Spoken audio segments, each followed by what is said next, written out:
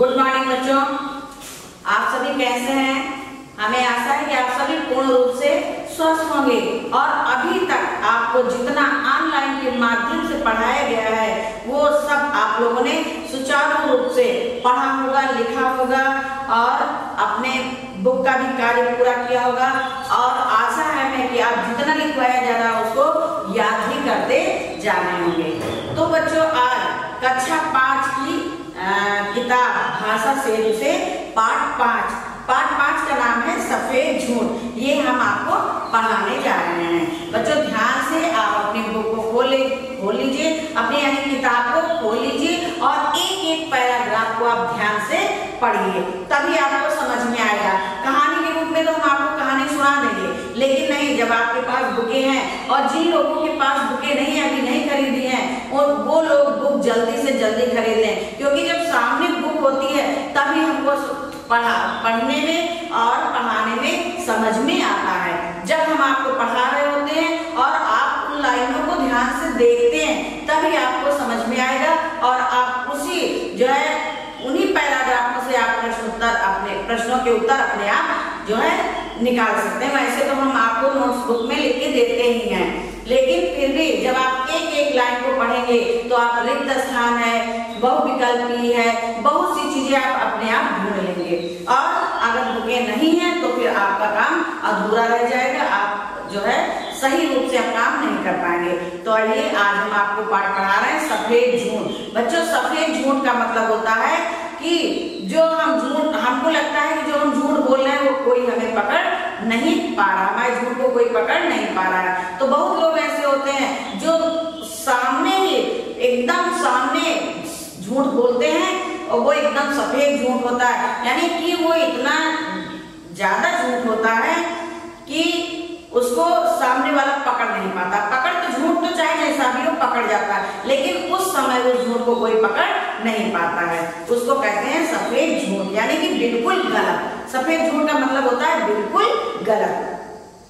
तो आधुनिक, आप पढ़ा रहे हैं आपको, आधुनिक समय में लोग अपने स्वार्थ के लिए अनेक प्रकार के झूठ का प्रयोग कर रहे हैं। ये जो आधुनिक समय, इस समय का ये समय जो चल रहा है, इस समय बच्चों झूठ का प्रचार बहुत अधिक हो रहा है। लोग बात झूठ बोलते हैं, जिस चीज का मतलब नहीं होता है उस चीज में वो झूठ बोलते हैं। बहुत ज्यादा लोग झूठ का प्रयोग कर रहे हैं। और मोबाइल के युग में तो बच्चों बहुत ही, जो लोग उसका सदुपयोग करते हैं तो वो तो नहीं झूठ का सहारा लेते हैं, लेकिन जो लोग दुरुपयोग करते हैं वो जो है बहुत झूठ बोलते हैं। वो कहेंगे अब पहुंचे होंगे यहाँ तो बताएंगे हम वहां पहुंचे हैं, तो इस तरह करके वो बहुत से झूठ बोलते हैं। इसी पर प्रस्तुत है श्री राधेश्याम तिवारी द्वारा लिखित यह व्यंग। ये बच्चे एक व्यंग है जिसके लेखक है राधेश्याम तिवारी, जिसमें हिंदी के साथ साथ अंग्रेजी शब्दों का भी काफी प्रयोग हुआ है। तो बच्चों, पदमधर जी जो हैं वो रंगों की फैक्ट्री में मैनेजर हैं और वो जब से फैक्ट्री में मैनेजर बने तब से उनके ऊपर इतना रंग चढ़ा कि उनको किसी दूसरे रंग की आवश्यकता नहीं है, उनके ऊपर कोई दूसरा रंग नहीं चढ़ सकता है। तो लोग उनके बारे में कहते हैं कि अपने नए मैनेजर साहब रंग में इस तरह डूबे रहते हैं कि उनके सामने किसी की रंगदारी नहीं चलती है। यानी वहाँ के लोग कहते हैं, वहाँ के जो अन्य कर्मचारी हैं वो उनके बारे में यानी श्रीधर के बारे में कहते हैं कि उनके ऊपर फैक्ट्री का ऐसा रंग जमा है कि अब उनके ऊपर कोई दूसरा रंग नहीं चढ़ सकता है। समय के मामले में तो पदमधर जी बिल्कुल पक्के हैं, वो अपने समय का बहुत पालन करते हैं। उनके समय को देखकर लोग घड़ी नहीं देखते हैं और सोचते हैं कि इतना बजा होगा। यानी पदमधर को अगर 10 बजे ऑफिस आना है तो वो 10 बजे ही आते हैं, 1 मिनट अधिक नहीं होने पाता। लोग समझ जाते हैं कि अब 10 बजा है। इस प्रकार वो समय के बहुत पक्के हैं। दरअसल जिस दिन पदमधर जी ने ज्वाइन किया था उसी दिन उन्होंने कर्मचारियों के साथ एक मीटिंग की थी। पदमधर जी ने जिस दिन अपने ऑफिस में मैनेजर पद को ग्रहण किया था उसी दिन उन्होंने एक कर्मचारियों की मीटिंग ली थी। उस मीटिंग में उन्होंने कहा था कि कंपनी के उत्पादन को विश्व बाजार में शामिल करना होगा।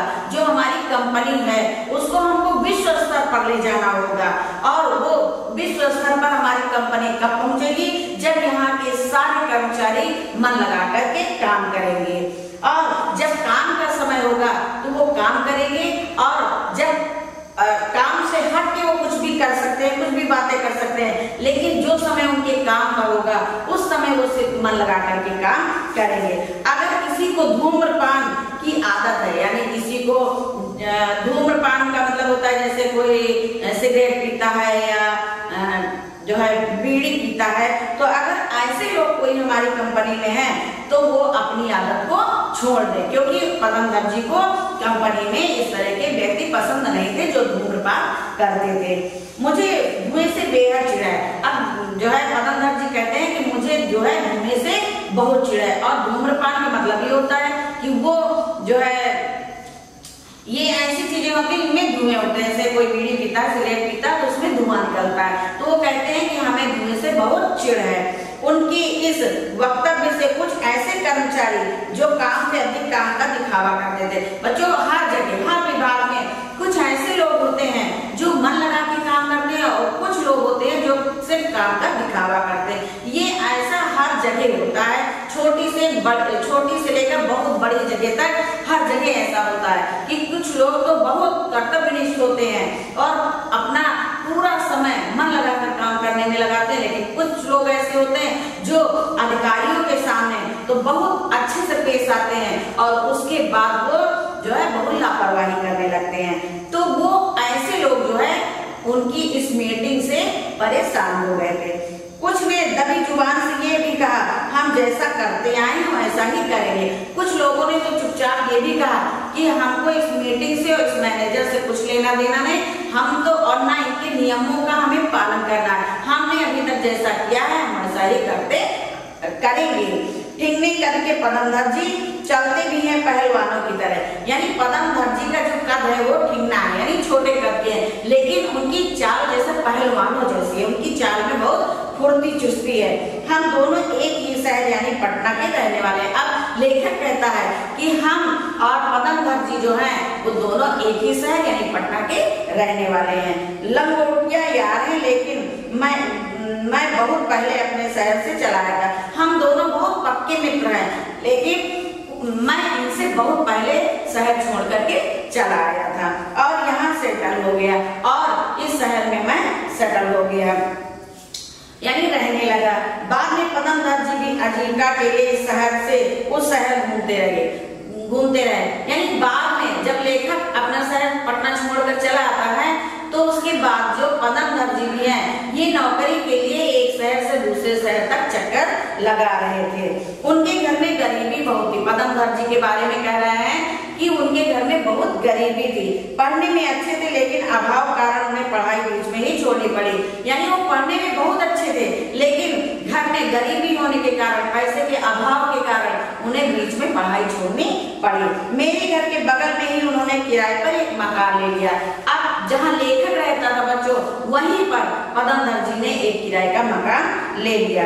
अपनी कंपनी का एक कर्मचारी मेरा पड़ोसी है। पदम दर्जी कहते हैं कि जिस कंपनी में हम काम करते हैं उसका जो एक कर्मचारी है वो हमारा पड़ोसी है, उसी से डे टू डे। अब बच्चों यहाँ पे जो है अंग्रेजी के वर्ड आए हैं, डे टू डे का मतलब होता है प्रतिदिन की खबरें मुझे मिलती रहती है। अब लेखक कहता है कि आप जो है पदम दर्जी के कार्यालय में, ऑफिस में या फैक्ट्री में जो भी कार्य होता है वो हमें उस कर्मचारी के द्वारा सब वहाँ की सूचना मिला करती है। एक दिन ऑफिस से वे सीधे मेरे घर पर रात में करीब 9 बजे आधम के और मुझसे बोले, तुम गुरु जी सफेद झूठ बोलते हो। एक दिन पदम दर्जी जो है लेखक के घर आते हैं और लेखक से कहते हैं, बहुत क्रोधित होते हैं और लेखक से कहते हैं कि गुरु जी आप बिल्कुल सफेद झूठ बोलते हो, यानी बिल्कुल गलत बोलते हो। आप लोगों की कंपनी में मैनेजर क्या हो गए कि झूठ को भी सफेद, काला, हरा और न जाने क्या क्या बनाने लगे। मैंने उन्हें कुर्सी की ओर बैठने का इशारा करते हुए कहा। अब जो है लेखक कहता है कि आप जब से कंपनी में मैनेजर हो गए तब से जो है झूठ को सफेद और काला को हरा बताने लगे हैं। भाई मैं बहुत सीरियस हूँ। अब जो है पदम दर्जी कहते हैं कि मैं बहुत सीरियस हूँ। आगे आप बताएंगे कि सिर्फ भूमिका ही बनाते रहेंगे। अब आगे आपको कुछ बताना है कि आप सिर्फ हमें बातों में ही उलझाए रहेंगे। मैंने कहा कल हम दोनों एक साथ फिल्म देखने जाना था। अब मैनेजर जी कहते हैं कि कल आपने कहा था कि हम दोनों लोगों को एक साथ फिल्म देखने जाना है, लेकिन तुम ऐन वक्त पर खुले कपूर की तरह न जाने कहाँ उड़ गए। मैनेजर जी कहते हैं, यानी कि पदमधर जी कहते हैं लेखक से कि कल आपने हमारे साथ फिल्म देखने का वादा किया था, लेकिन आप जैसे कपूर को रखो कपूर उड़ जाती है, पता नहीं चलता, उसी प्रकार आप जो है पता नहीं कहाँ गायब हो गए, हमें पता ही नहीं चला। यानी आपने अपने वादे को निभाया नहीं, आपने जो कहा था उसको पूरा नहीं किया। ये बात उन्होंने पूरे पावर में कही, ये बात उन्होंने बहुत अधिकार से कही। ठीक है, मैं झूठ बोल गया, लेकिन इसमें आपने रंग क्यों मिला दिया। अब लेखक कहता है कि ठीक है, मैंने झूठ बोला, लेकिन इसको आपने रंग मिला दिया, मतलब कि इसको आपने बढ़ा चढ़ा कर इतना क्यों कहा। ये सफेद हो गया, अब ये सफेद हो गया, मतलब कि इतना बढ़ा चढ़ा के नहीं कहना चाहिए। जो सत्य था उसको कहना था, और उसके आगे जो आपने गलत कहा वो सफेद, यानी कि वो गलत है, यानी सफेद झूठ है। मैंने उनका गुस्सा शांत करते हुए कहा। लेखक ने उनको क्रोधित होते हुए देखा तो उसने अपने गुस्से को शांत किया और उसे कहा। मेरी बात सुनकर वे भी हंस पड़े। अब लेखक ने बहुत ही नम्रता पूर्वक उनको जवाब दिया। उनका जवाब सुन करके जो पदमधर जी जो है प्रसन्न हो जाते हैं। झूठ के कई प्रकार होते हैं बच्चों, झूठ बोलने के भी कई प्रकार होते हैं। सुविधा के लिए हमें इन्हें तीन प्रकारों में विभाजित किया है, यानी अपनी सुविधा के लिए लेखक ने झूठ को तीन भागों में विभाजित किया है। झूठ तीन प्रकार के होते हैं, एक सात्विक होता है, एक राजसिक होता है और एक तामसिक होता है। ये तीन प्रकार के झूठ व्यक्ति बोलता है। सात्विक झूठ का इस्तेमाल खास तौर से लेखक साहित्यकार करते हैं, और सात्विक झूठ जो होता है उसको अधिकतर लेखक और साहित्यकार प्रयोग करते हैं। सफेद झूठ भी सात्विक झूठ का ही जुड़वा भाई है, यानी सफेद झूठ जो है वो सात्विक झूठ का जुड़वा भाई है। साहित्यकार और लेखक बहुत चीजों को बहुत बढ़ा चढ़ा कर कहते हैं, इसलिए यहाँ पे सात्विक जो है झूठ को लेखक ने साहित्यकारों और लेखकों के बारे में कहा है। इसकी सबसे बड़ी विशेषता यह है कि इसमें किसी का बुरा नहीं होता, लेकिन इस झूठ का बुरा ये है, मतलब झूठ का परिणाम ये होता है कि इसमें किसी का बुरा नहीं होता। झूठ तो होता है, बात बढ़ा चढ़ा कर कही जाती है, लेकिन इसमें किसी का बुरा नहीं होता, यानी इसमें किसी का जो है मतलब किसी को बुरा नहीं लगता है और न किसी का बुरा होता है। गुरुवर इस रहस्य का कुछ और खुलासा करें। अब जो है पदमधर जी कहते हैं कि गुरुजी इस रहस्य का कुछ और बढ़ा चढ़ाकर, इस रहस्य के बारे में कुछ और बढ़ा चढ़ाकर बताएं, ताकि आपके इस आपको वचन को संसार के प्राणी भी समझ सकें। मैंने मुस्कुराते हुए कहा।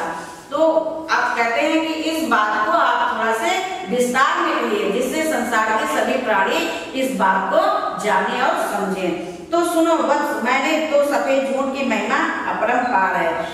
वो कहते हैं बेटा सुनो, वैसे तो सफेद झूठ का कोई आर पार नहीं है, लेकिन यहाँ मैं इसके कुछ खास लक्षणों पर ही प्रकाश डालूंगा। कहते हैं ये सफेद झूठ का कोई आर पार नहीं है, यानी कितना भी बोल दिया जाए, लेकिन इसके कुछ लक्षणों को मैं बताता हूँ, क्योंकि मैं अकिंचन इस मुंह से इसकी महिमा का बखान नहीं कर सकता। अब लेखक कहता है कि मैं थोड़े में इसकी महिमा का बखान नहीं कर सकता हूँ, फिर भी पदमधर भाव से संसार प्राणियों के कल्याण के लिए मैं यहाँ इसके कुछ खास लक्षणों पर प्रकाश डालता हूँ। तो कहते हैं कि संसार के प्राणियों के लिए, जिससे कि वो इससे कुछ सीखे, मैं कुछ बात बताता हूँ। अरे भाई ये तुमने क्या कर दिया। पदमधर जी चकित हो गए। हाँ, लक्षणों को डालता हूँ। उन्होंने जैसे कि ये बातें कही, मैंने तत्काल वहाँ की आसपास की बत्तियों को बुझा दिया। उन्होंने कहा कि मैं अब जो है कुछ लक्षणों के बारे में प्रकाश डालना चाहता हूँ, तो उन्होंने वहाँ की जो है बत्तियों को बुझा दिया। अब पदमधर जी चकित होकर कहते हैं कि ये तुमने क्या किया। जब लेखक ने बत्तियों को बुझा दिया तो पदमधर जी कहते हैं कि ये तुमने क्या किया। आप प्रकाश तो डालेंगे ही, सोचा जब प्रकाश डाल ही रहे तो बिना वजह क्यों बिजली का खर्च बढ़ाया जाए। मैंने मजा लेते हुए कहा।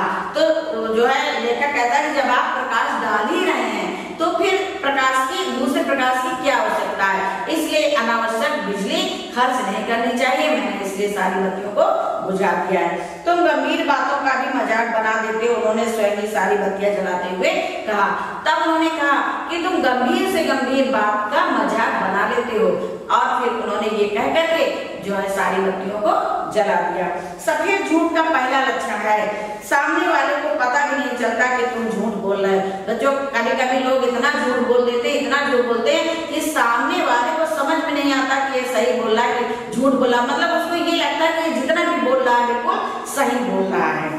आधुनिक समय में कंपनियां भी झूठ का सहारा लेती है। अब इस समय जितनी भी कंपनियां चल रही हैं ये सभी झूठ का सहारा लेती हैं और पगार बढ़ाने का आश्वासन देकर भूल जाती हैं। पहले तो ये कंपनियां अपने कर्मचारियों को कहती हैं कि हम पगार माने होता है तनख्वाह, ये तनख्वाह बढ़ाने का वादा करती हैं, और उसके बाद जब कर्मचारी पूरे मन और लगन से अपने काम को पूरा करने लगते हैं तो ये कंपनियां जो है पगार बढ़ाना भूल जाती हैं, यानी अपने जो है वेतन बढ़ाने वाले वादे को भूल जाती हैं। हालांकि इनका झूठ पूरी तरह सफेद नहीं होता है, यानी इनका झूठ जो है पूरी तरह जो सफेद नहीं होता है, यानी पूरी तरह जो ये वादा करते हैं वो गलत नहीं होता है, कुछ गलत होता है और कुछ सही होता है, यानी ये जितना कहते हैं पूरा तो नहीं करते लेकिन फिर भी थोड़ा बहुत पूरा करते हैं। कुछ इसमें काला रंग भी मिला होता है, लेकिन इनके वादों में कुछ काला रंग, यानी कुछ बातें ऐसी होती हैं जो वो कभी पूरी नहीं होती हैं। और हाँ, क्रिएटिव बनने के लिए सफेद झूठ बोलना बहुत जरूरी है। हाँ बच्चों, अपनी उन्नति करने के लिए सफेद बोलना बहुत, लेखक कहता है अपनी उन्नति करने के लिए सफेद झूठ बोलना जो है जरूरी होता है। तो ऐसा तो नहीं होना चाहिए कि व्यक्ति अपनी उन्नति के लिए झूठ बोले, लेकिन बड़ी बड़ी जो कंपनियां हैं ये बच्चे झूठ नहीं बोलेंगी तो इनकी उन्नति नहीं होगी। ये झूठ का बहुत सहारा लेती हैं और तब इनकी उन्नति होती है, क्योंकि ये जितना वेतन बढ़ाने के लिए कंपनियां कहती हैं अगर उतना वेतन बढ़ा दे तो शायद इनकी फैक्ट्रियां घाटे में हो जाए, लेकिन ये जो है अपने बहुत कम स्तर पर अपना वेतन जो है कर्मचारियों को देते हैं। ये कहकर पदम जी ठाकर मारकर हंस पड़े। मुझे लगा जैसे मैं पुनः उसके साथ अपने पुराने दिनों में लौट आया। दोनों मित्र यानी एक मैनेजर पदम जी और एक लेखक, ये दोनों मित्र आपस में इस तरह व्यंग्य करते हैं और इन बातों को सुनकर जोर का ठहाका लगाते हैं, और लगाने के बाद ऐसा उनको अनुभव होता है कि जैसे उनके पुराने दिन वापस आ गए, जैसे वो पहले बचपन में मिला करते थे और हंसी मजाक किया करते थे एक दूसरे से, उसी प्रकार से उन लोगों ने ये समय भी व्यतीत किया। अब बच्चों आइए हम आपको जो है रेड शब्दों के बारे में बता रहे हैं। जैसे मीटिंग माने होता है सभा, मीटिंग माने क्या होता है सभा, और उत्पाद माने बनाई जाने वाली वस्तु होती है, और वक्त माने होता है समय, वक्तव्य माने होता है कथन, और टुडे माने होता है दिन प्रतिदिन, और सीरियस माने होता है गंभीर, और पावर माने होता है शक्ति, वत्स माने होता है बेटा, और अकिंचन माने होता है बहुत गरीब। इसके बाद हाँ तो बच्चों आपने अभी तक शब्दार्थों को पढ़ा और समझा। इसके बाद आइए अब हम आपको एक्सरसाइज यानी आओ अभ्यास करें। ये आप देख रहे हैं अपना पाठ खोलकर, विचार करो मौखिक। अब हम आपको मौखिक बताने जा रहे हैं, ध्यान से देखिए। क्या आप अपने अध्यापक अध्यापिका से झूठ बोलते हैं? अब ये तो बच्चों आपको स्वयं बताना है कि आप झूठ बोलते हैं या नहीं। अगर बोलते हैं तो हाँ लिखो, नहीं बोलते हैं तो नहीं लिखो। क्या अब दूसरा प्रश्न है, क्या आपने कभी ऐसा झूठ बोला है जिससे किसी का भला हुआ है? बच्चों कभी कभी झूठ बोलना भी सही होता है, लेकिन वो झूठ किसी दूसरे की भलाई के लिए हो, तो ये तो आप वही बता सकते हैं कि क्या आपने कभी ऐसा झूठ बोला जिसमें किसी की भलाई हो। इसमें आपको हाँ या नहीं लिखना है। फिर है समय की पाबंदी अच्छी आदत है या बुरी? बच्चों समय की पाबंदी अच्छी आदत है, यहाँ पे आप क्या लिखेंगे? अच्छी आदत है। तो आइए ये तो आपका हो गया मौखिक। अब आपने क्या समझा? प्रश्न उत्तर जो लिखित होते हैं, इस बार बच्चों लिखित नहीं लिखा हुआ है, लिखा हुआ है क्या समझा पाठ से, यही आपके लिखित प्रश्न उत्तर है। तो जैसे आपका पहला प्रश्न है कि पदम जी ने कर्मचारियों के साथ मीटिंग में क्या कहा? बच्चों आपने पहले पैराग्राफ में पढ़ा, पहले ही पेज के दूसरे पैराग्राफ में पढ़ा कि जब पदम जी ने कर्मचारियों के साथ मीटिंग में ये कहा कि आप इस कंपनी के उत्पादक को विश्व बाजार में विश्व बाजार में शामिल होना है, लेकिन ये तभी संभव है जब कर्मचारी काम के समय सिर्फ काम करें, वक्त बर्बाद ना करें। तो बच्चों ये उत्तर आपने पहले प्रश्न का समझा। यदि आपको समझ में ना आया हो तो हम फिर से इसको दोहरा रहे हैं। पदमधर जी ने कर्मचारियों के साथ मीटिंग में क्या कहा? तो पदमधर जी ने कर्मचारियों के साथ मीटिंग में ये कहा कि अब इस कंपनी के उत्पाद को विश्व बाजार में शामिल होना है, लेकिन यह तभी संभव है जब कर्मचारी काम के समय सिर्फ काम करें, वक्त बर्बाद ना करें। ये तो बच्चों आपका पहले प्रश्न का उत्तर हो गया। दूसरा प्रश्न, पदमधर जी ने झूठ के कितने प्रकार बताए हैं? तो बच्चों पदमधर जी ने झूठ के 3 प्रकार बताए हैं। फिर है, लेखक ने पदमधर जी की बात सुनते हुए बत्तियां क्यों बुझा दी? तीसरा प्रश्न है, इसका उत्तर है, लेखक ने मजा लेते हुए कहा कि जब आप प्रकाश डाल ही रहे हैं तो बिना वजह बिजली खर्च क्यों की जाए? यह सोचकर लेखक ने सारी बत्तियां बुझा दी। फिर है, सफेद झूठ का पहला लक्षण क्या है? तो बच्चों सफेद झूठ का पहला लक्षण है कि सामने वाले को पता न चले कि तुम झूठ बोल रहे हो और कितना झूठ बोल रहे हो। अब फिर 5वां है, आधुनिक समय में कंपनियां कौन से सफेद झूठ का सहारा लेती हैं? इसका उत्तर है बच्चों, आधुनिक युग में आधुनिक समय में कंपनियां पगार बढ़ाने का सफेद झूठ बोलती हैं। अब इसके बाद है आपका बहुविकल्पी। पदमधर जी ने फैक्ट्री में किस वस्तु का पदमधर जी की फैक्ट्री में किस वस्तु का उत्पादन होता था? बच्चों रंग का। फिर लेखक और पदमधर जी कौन से शहर के रहने वाले थे? पटना। फिर खालिस्तान, पदमधर जी रंगों की फैक्ट्री में मैनेजर थे। पदमधर जी ने कर्मचारियों के साथ एक मीटिंग की, काम के वक्त अपना समय बर्बाद ना करें। क्रिएटिव बनने के लिए सफेद झूठ बोलना बहुत आवश्यक यानी जरूरी है। तो आपने इस पाठ को पढ़ा। अब जो है इस पाठ का जो है हम वो नोटबुक जब भेजेंगे तो आप उसको अपनी कॉपी में ही करेंगे। कॉपी का काम कॉपी में करेंगे, बुक का काम बुक में करेंगे। अब आपको समझ में आ गया होगा, इसको बहुत अच्छे से करना, लिखना और पढ़ना। धन्यवाद।